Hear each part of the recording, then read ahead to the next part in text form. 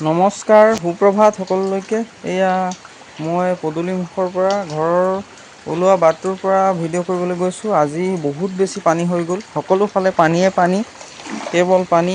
এয়া মই ওলাই আহিছোঁ, গোটেই অংশটো পানী আগুৰি ধৰিছে।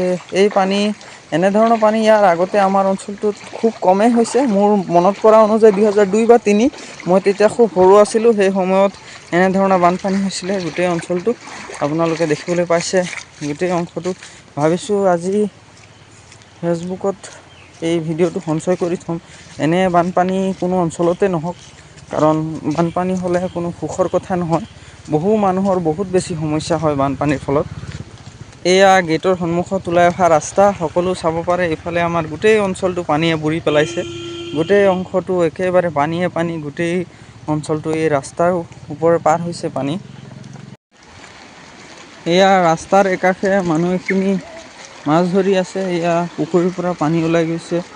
এয়া কুকুৰ এটা তিতি আছে। গোটেইটো পানীয়ে পানী। এই পানীৰ মাজতে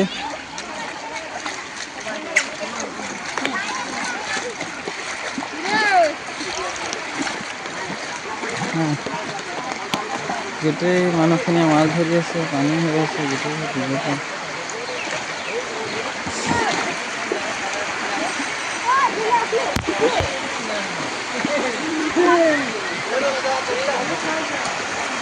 এইটো বৰ সুখৰ কথা নহয়, এইখিনি মানুহৰ বহুত সমস্যা।